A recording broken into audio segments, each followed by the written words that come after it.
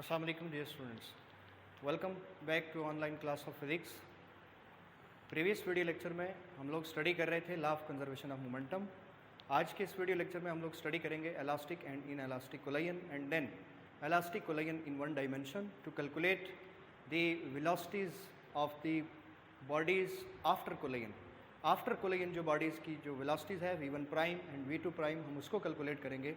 So first of all what is elastic collision? Elastic collision क्या है? सबसे पहले हम इलास्टिक कोलिजन को देखते हैं.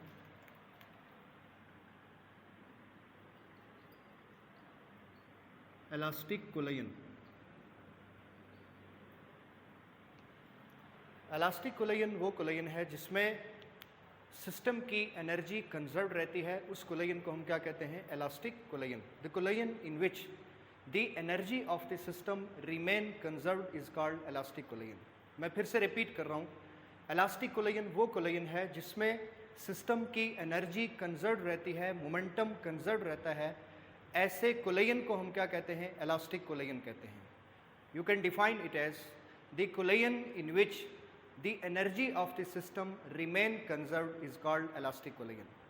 So an example, यहाँ पर हम एक डिस्कस करेंगे एक एग्जाम्पल को कि जिसमें सिस्टम की एनर्जी क्या रहे? कंजर्व रहे.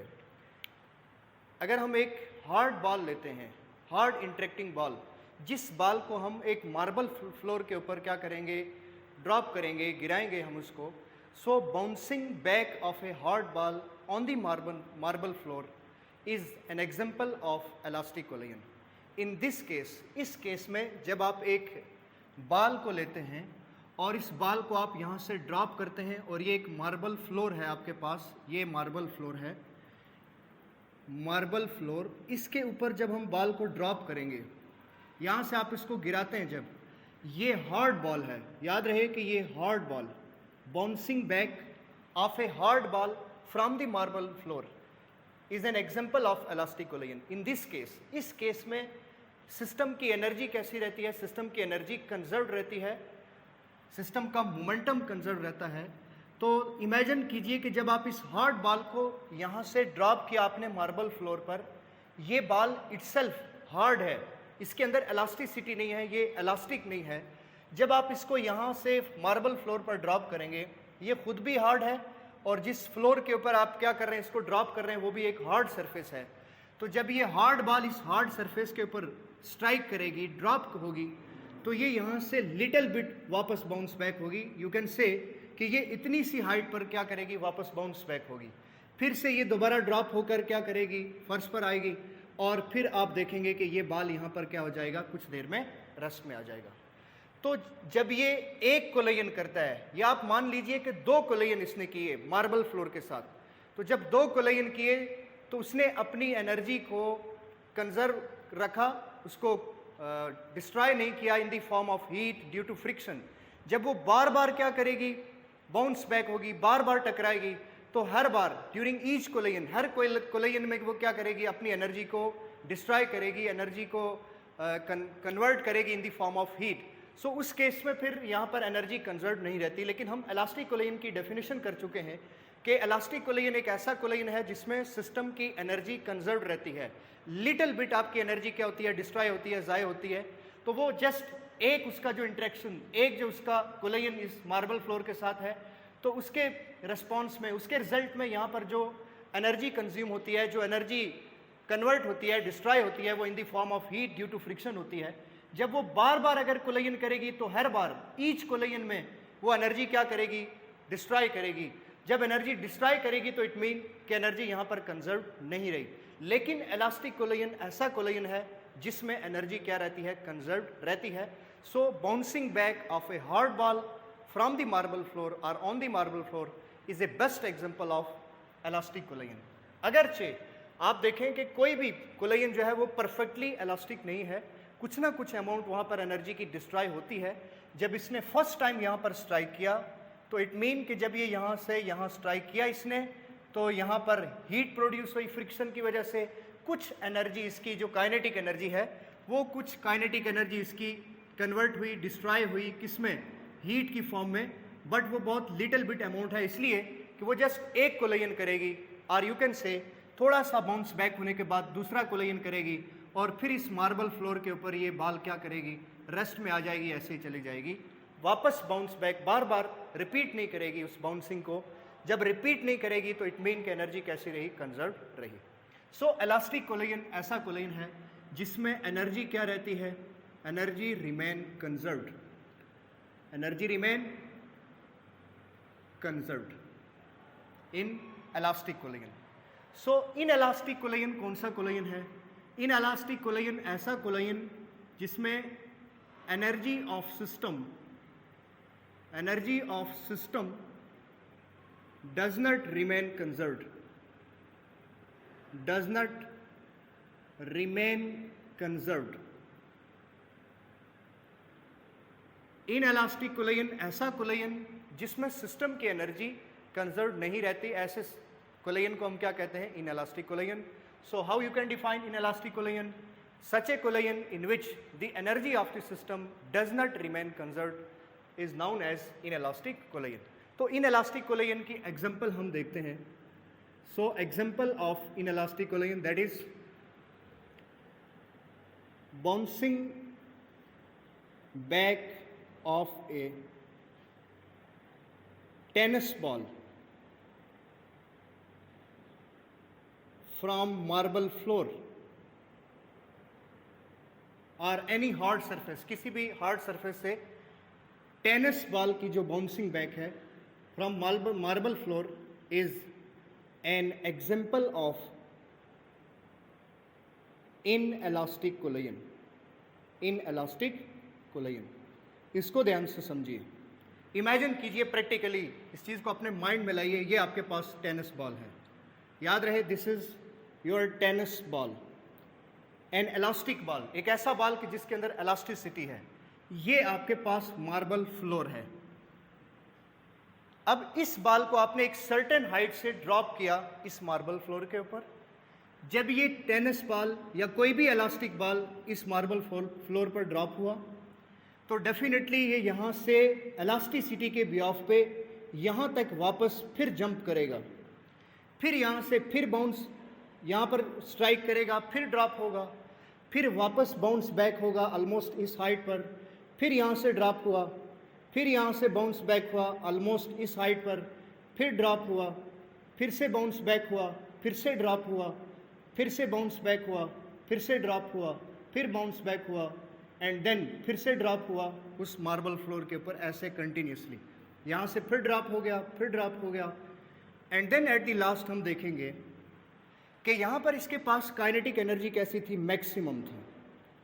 तो ड्यूरिंग फर्स्ट कोलिजन, ये पहला कोलिजन किया उसने मार्बल फ्लोर के साथ, तो इस पहले कोलिजन में उसने जब इसके और इसके बीच में फ्रिक्शन हुई, क्रिएट हुई, फ्रिक्शन की वजह से कुछ एनर्जी उसने इन द फॉर्म ऑफ हीट यहाँ पर क्या कर दी, डिस्ट्रॉय की। देन जब ये वापस बाउंस बैक हुई इस हाइट पर, तो इस सर्टेन हाइट से हाइट कम करती जा रही है। डेफिनेटली पहले उसके पास एनर्जी इतनी थी, अब उसने जब यहाँ पर स्ट्राइक किया फ्लोर के साथ तो फिर इतनी हाइट पर वापस बाउंस बैक हुई, फिर जब यहाँ से दोबारा यहाँ स्ट्राइक किया तो हाइट को कम करती गई, इसलिए कि उसकी एनर्जी ड्यूरिंग ईच कोलिजन, हर कोलिजन में उसकी एनर्जी क्या हो रही है, डिस्ट्रॉय हो रही है, कन्वर्ट हो रही है किस फॉर्म में, हीट की फॉर्म में, due to friction. Then again आपने देखा फिर से ड्रॉप हुआ बॉल और फिर उसने एनर्जी क्या किया, यहाँ पर एनर्जी को उसने क्या कर दिया, डिस्ट्रॉय किया in the form of heat. Then bounce back हुआ, फिर से ड्रॉप हुआ, फिर से ड्रॉप हुआ। तो एक इलास्टिक बॉल वो नंबर ऑफ कोलिजन करता है एक मार्बल फ्लोर के साथ या किसी भी हार्ड सरफेस के साथ। जब वो नंबर ऑफ कोलिजन करेगा तो so during each collision it destroy little amount of energy, थोड़ी सी अमाउंट एनर्जी की वो हर कोलिजन में क्या करेगा, डिस्ट्रॉय करेगा। और यहाँ पर उसकी एनर्जी एट द लास्ट जब वो रेस्ट में आएगा तो उसकी एनर्जी क्या होगी, कंजर्व नहीं रहेगी, उसकी एनर्जी क्या हो जाएगी, सबकी सब एनर्जी उसकी जो काइनेटिक थी वो किस में कन्वर्ट हो गई, वो एक्चुअली हीट में कन्वर्ट हो गई due to friction. When it strike with the ground several time, जब वो सेवरल टाइम ग्राउंड के साथ स्ट्राइक करती है तो उसकी एनर्जी क्या हो गई, डिस्ट्रॉय हो गई, कन्वर्ट हो गई हीट की फॉर्म में। सो एनर्जी उसकी कंजर्व नहीं रही, किस केस में, इन case of inelastic collision. So elastic collision में हमने एक हार्ड बॉल की एग्जांपल ली कि हार्ड बॉल को जब आप स्ट्राइक करेंगे एक मार्बल फ्लोर के ऊपर तो वो एक कोलिजन करेगा और उसके बाद लिटिल बिट आप कह सकते हैं कि एक छोटा सा कोलिजन करने के बाद वो बॉल स्टेशनरी हो जाएगा, रेस्ट में आ जाएगा, उसकी एनर्जी क्या रहेगी, कंजर्व रहेगी, इसलिए कि यहाँ पर नंबर ऑफ कोलियंस क्या है, बहुत कम है, यहाँ पर नंबर ऑफ कोलियंस क्या है, बहुत ज़्यादा है। ड्यूरिंग ईच कोलियन वो अपनी एनर्जी को डिस्ट्रॉय करती जाएगी in the form of heat. So that's why in case of elastic collision energy remain conserved, and in case of inelastic collision energy does not remain conserved. Okay, so now elastic collision in one dimension, elastic collision in one dimension हम study करेंगे। उसके लिए हम दो relation prove करेंगे, velocities v1 prime and v2 prime for two bodies, two hard interacting balls को हम ले लेते हैं जो रोटेट नहीं करते, स्ट्रेट लाइन में क्या कर रहे हैं, मूव कर रहे हैं, और आफ्टर सम टाइम एक फर्स्ट वन बॉल जो है वो सेकंड को स्ट्राइक करता है, then its their velocities become v1 prime and v2 prime, और उसके लिए हम क्या करेंगे, रिलेशन ड्राइव करेंगे। सो और next article is elastic collision in one dimension, elastic collision in one dimension। इसके हम कुछ केसेस भी स्टडी करेंगे जिसको हम नेक्स्ट लेक्चर में कंटिन्यू करेंगे। सो elastic collision in one dimension basically एक डेरिवेशन है v1 प्राइम के लिए और v2 प्राइम के लिए। So first of all we take two balls, two hard interacting balls moving in a straight line having mass m1 and having mass m2, ठीक। या suppose आप इसको ले लेते हैं m1, उसका साइज थोड़ा सा हम कम रख लेते हैं, let's say this is m1 and this is m2। हमने क्या कहा, first of all we consider two hard interacting balls having mass m1 and m2 moving with initial velocity v1 and v2 respectively in same direction in straight line. After some time, कुछ देर के बाद, the ball of mass m1 makes a collision, head-on collision with m2। ये इसके साथ एक collision करेगा, जब ये इसके साथ कोलिजन करता है तो इसकी वेलोसिटी v1 कोई भी आप वैल्यू ले लेते हैं, इसकी वेलोसिटी v2 की कोई भी वैल्यू यहाँ आप ले सकते हैं, तो इसकी वेलोसिटी की जो वैल्यू v1 है वो नहीं रहेगी, वो v1 प्राइम हो जाएगी, और इसकी वेलोसिटी v2 से v2 प्राइम हो जाएगी। तो हम यहाँ पर इसको लिख देते हैं बिफोर कोलिजन, एंड देन हम यहाँ पर लेते हैं कि ये दो बॉल एक दूसरे को इंटरेक्ट कर चुके हैं, कोलिजन कर चुके हैं, that is m1 and that is m2। So this is collision of two balls, and then जब कोलिजन हुआ तो कोलिजन के बाद इन बॉल ने फिर से मूव करना है with velocity v1 prime and with velocity v2 prime. So इसको हम लिखते हैं दैट इज आफ्टर कोलिजन। अब कोलिजन हो चुका है और कोलिजन के बाद की वेलोसिटीज क्या है, v1 prime and v2 prime, और हम इसी का रिलेशन क्या करेंगे, ड्राइव करेंगे for mass m1 and for mass m2। Okay, so now by applying law of conservation of momentum, law of conservation of momentum को हम अप्लाई करेंगे यहाँ पर by law of conservation of momentum. Law of conservation of momentum हमारा previous lecture था। According to law of conservation of momentum, total momentum of the system before collision is equal to total momentum of the system after collision, m1 v1 prime plus m2 v2 prime. याद रहे इसका momentum क्या है, that is m1 v1, that is m1 v1 plus इसका momentum क्या है, that is m2 v2। सो इन दो को जब आप सम अप करते हैं तो इसको हम बोलते हैं total initial momentum of the system before collision. So that is m1 v1 plus m2 v2, that is total initial momentum of the system before collision, and m1 v1 prime plus m2 v2 prime, that is total final momentum of the system after collision। Clear? यहाँ पर देखिए ये आपके पास m1 v1, ये m1 v1 prime, ये m2 v2 और ये आपके पास m2 v2 प्राइम। हम इसको और इसको एक साथ ले लेते हैं बिकॉज ये दो टर्म्स आपके पास v1 के साथ और m1 के साथ, m1 मैस के साथ, और इसको हम यहाँ से इधर लेकर जाएंगे। इस टर्म को मैं लेफ्ट साइड पर लेके आता हूँ। So we get m1 v1 minus m1 v1 prime, clear, equal to m2 v2 prime minus that is m2 v2। यहाँ देखिए m1 v1 और v1 प्राइम क्या चीज कॉमन है, that is m1. So v1 minus v1 prime, that is equal to m2 common है, so m2 v2 prime minus v2. Is it clear? ये बहुत important equation है. इस इक्वेशन में हम v1 प्राइम और v2 प्राइम की वैल्यू सब्स्टिट्यूट करेंगे, देन फाइनली हम ये रिजल्ट कैलकुलेट करेंगे, that is v1 prime and v2 prime. Okay, so इसको मैं इक्वेशन 1 मार्क कर देता हूं. This is your equation number 1. Clear? Okay. Similarly law of conservation of momentum in term of kinetic energy हम लेंगे. Now law of conservation of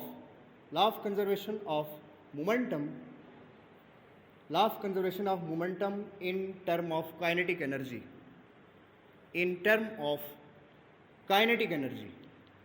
so that is 1 by 2 m1 v1 square. देखिए हम इसी चीज को लेकर चलेंगे. ये m1 v1 जस्ट मोमेंटम है. ये आपके पास 1 by 2 m1 v1 square, because kinetic energy का फॉर्मूला है kinetic energy that is equal to 1 by 2 mv square.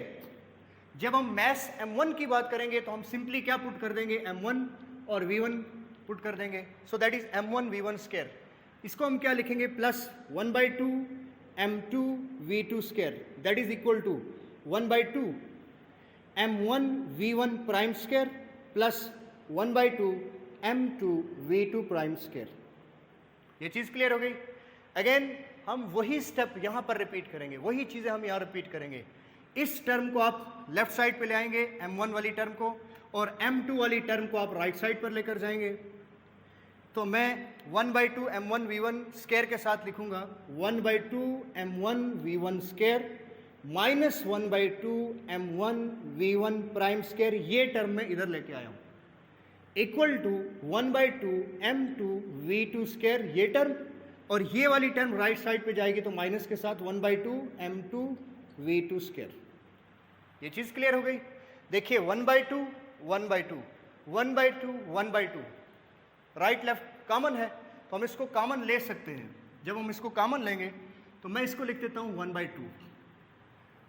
So simply मैं इसको लिखता हूँ m1 v1 स्क्वायर, ये चीज आ गई आपके पास, minus m1 v1 prime square equal to again 1 by 2 right side से आपने कॉमन ले लिया.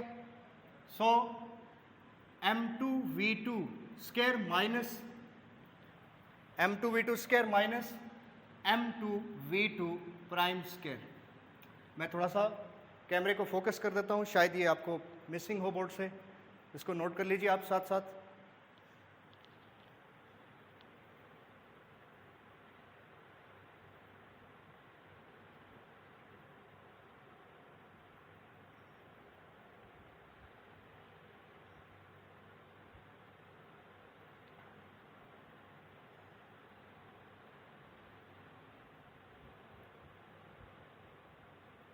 ओके,